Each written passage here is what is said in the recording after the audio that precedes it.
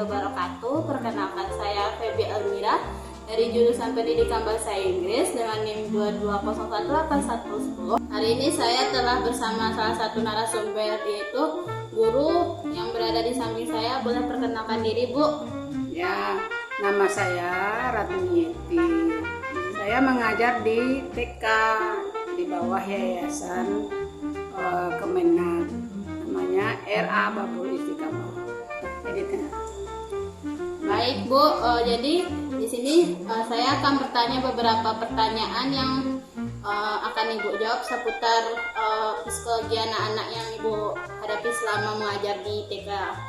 Nah, pertanyaan pertamanya, apa tantangan atau challenges terbesar yang biasanya Ibu hadapi pada anak-anak di usia dini? Bisa jelaskan, Bu? Biasanya tantangannya itu pas anak-anak baru masuk. Anak-anak TK itu kan dia baru keluar dari rumah. Jadi dia baru keluar dari rumah zona nyaman. Nah, dia karena pertama sekolah itu banyak yang tantrum, banyak yang tidak mau sama gurunya, tidak mau tinggal sama orang tuanya. Di lingkungan asing, ya, Bu? Karena dia lingkungannya asing, baru pertama kali keluar rumah. Nah, itu tantangan pertamanya. Yang kedua, tantangan keduanya, anak-anak ada yang karakternya kan berbeda-beda. Ya. Nah, jadi tiap-tiap anak itu kan berbeda. Ada yang karakternya suka marah-marah, ada yang suka banyak yang lain karakter anak-anak. Itu tantangannya. Ya. Karena anak baru pertama sekolah. Dia jadi belum mengenali dunia luar, ya, Bu? Ya, dia belum mengenal dunia luar karena dia baru pertama bersosialisasi dengan lingkungan luar. Ya. Oke, Bu. Nah, pertanyaan kedua, apa yang biasanya Ibu lakukan jika ada anak yang menangis terus-terusan selama jam pembelajaran? Nah, itu dia tantangannya pertamanya.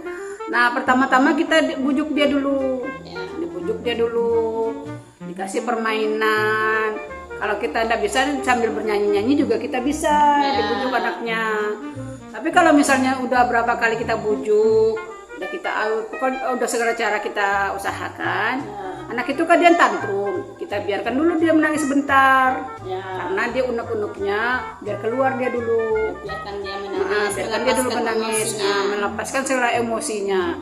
Kita lihat aja dulu, setelah itu baru nanti kalau kayak kelihatannya dia udah mulai tenang, kita mau bujuk lagi. Jadi emosinya sudah reda. Nah, kalau emosinya sudah reda, lalu kita mulai lagi membujuk dia. Itu aja. Oke, Bu. Lalu pertanyaan ketiga, bagaimana cara Ibu memotivasi anak-anak usia dini agar mau mengikuti pelajaran bersama Ibu? Nah, itu dia. Anak-anak usia dini itu kan sifatnya dia suka bermain. Ya. Suka bermain kemana-mana. Kita menerapkannya sambil bermain. Dia ajak kita bermain sambil bernyanyi. Nah, dalam permainan itu baru kita ajak dia memberi pelajaran sedikit-sedikit sambil bernyanyi, misalnya seperti kita berhitung, ada juga nyanyinya kan.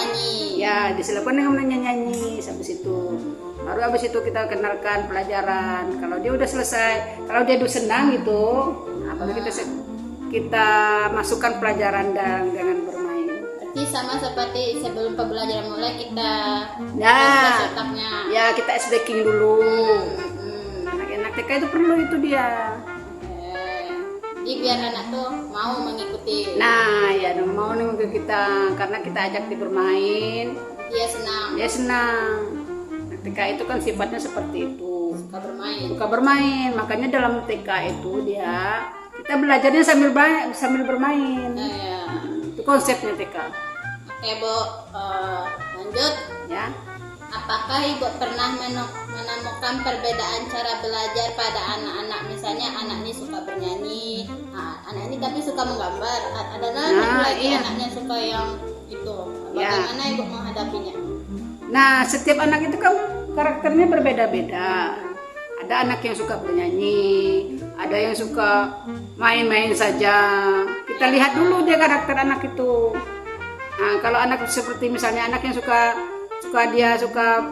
main balok-balok seperti itu, kita bawa dengan bermain balok-balok dulu. Nah, kalau misalnya anak yang suka bernyanyi, kita ajak dia bernyanyi dulu. Nah, karakter anak itu berbeda-beda. Jadi kita mendidik anak itu sesuai dengan karakter mereka masing-masing. Tapi sebelum itu kita klasikalnya dulu emang harus sama-sama. Bagaimana cara Ibu menemukan di diri anak tuh Kalau anaknya itu berbeda? Nah, dia kan dilihat dia dalam misalnya kita klasikal itu kan kita kira berklasikal. Dia kecenderungan anak. Ya. Kalau dia kayaknya suka menggambar menulis, nah kita kasih dia itu dulu media. Ya. Kita kasih media gimana dia suka enggak dia. Kalau misalnya dia suka, berarti dia ada minatnya di situ. Misalnya kita kasih media buku gambar, krayon. Kalau ada sukanya, tertarik dia. Kayaknya dia ini anaknya suka menggambar. Tapi kalau misalnya dia kayaknya dia malas-malas aja, kita carikan alternatif lain. Kita ajak dia ke tempat yang lain kan. Media kita kan banyak. Ya.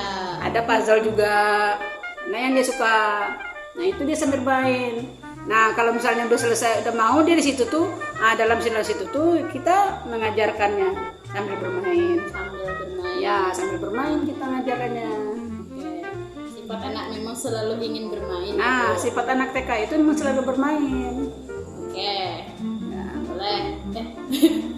Pertanyaan selanjutnya Bu, bagaimana cara menangani anak-anak yang sulit berinteraksi dengan teman-temannya? Secara Ibu bilang tadi anak-anak tuh baru keluar dari zona nyaman mereka, baru bersosialisasi dengan teman-temannya. Ya. Nah pertama kita suruh anak-anak itu memperkenalkan dirinya sendiri di depan kelas.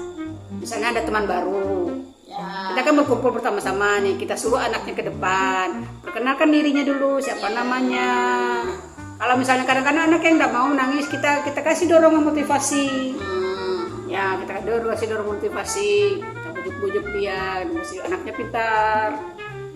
Jadi kita kalau anak TK itu emang harus banyak dibujuk. Setelah itu kalau dia mau tampil di depan itu berarti udah berani sekali deh itu anaknya. Udah bagus itu untuk level anak TK. Meskipun dia nggak tahu apa yang dia bicarakan, mau maju ke depan aja itu udah bagus itu untuk anak TK. Keberaniannya dia itu ada. Kalau misalnya udah berani masuk ke depan, dia tidak takut teman-temannya. Baru nanti kita kalau misalnya mereka udah saling kenal, baru kita ajak mereka bersama-sama berinteraksinya. Oke Bu. Nah ini ada lagi pertanyaan Bu. Bagaimana peran orang tua dalam mendukung perkembangan psikologi anak-anak menurut Ibu? Apa peran penting orang tua? Orang tua itu adalah madrasah pertama anak. Ya. Jadi anak itu tergantung orang tuanya di rumah. Di sekolah kita kan cuman istilahnya memang kita memasukkan dasar pendidikan memang di TK. Tapi di sekolah orang tua itu pendidikan anak pertama, madrasah pertama ada orang tua. Jadi gimana orang tuanya, nanti sifat anaknya juga berpengaruh. Bagaimana orang tuanya mendidik di rumah akan berpengaruh di sekolah.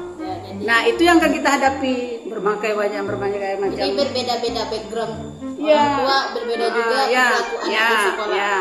Tergantung orang tuanya. Misalnya orang tuanya backgroundnya pendidikannya lebih bagus, dia mengerti agama, mengerti sosiologi pendidikan, anaknya biasanya lebih teratur, lebih disiplin.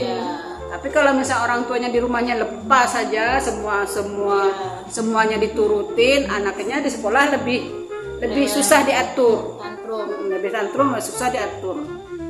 Nah, itulah tugas kita. Jadi orang tua sangat berpengaruh sekali sama pendidikan anak usia dini. Karena mereka itu baru pertama keluar dari lingkungan rumah. Dari lingkungan rumah pun memang orang tua yang dari lingkungan rumah pun orang tua berpengaruh sekali. Pendidikan sangat membentuk background anak itu. Sangat membentuk psikologi anak juga sekali. Di rumah itulah. Terbentuk di rumah itu.